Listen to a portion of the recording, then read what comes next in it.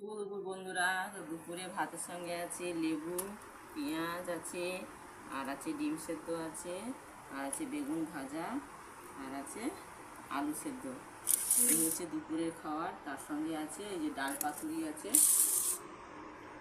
আর আছে মাংস। এটা কে দিয়ে গেছে বলো? জেম্মা। মাংসটা ওর জেম্মা দিয়ে গেছে। এই হচ্ছে দুপুরের খাবার। আমি আলু সেদ্ধ দিয়ে খাবো, তাই তো রে? তো খাওয়াটা ভালো। তো আজকের এই হচ্ছে দুপুরের মেনু। আমি একটু আলু সেদ্ধ দিয়ে ভাত খাই।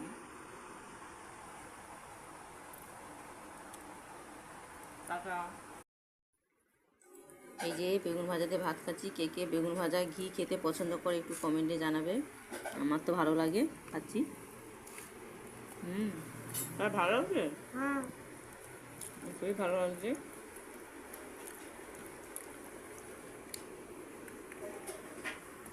টাটা।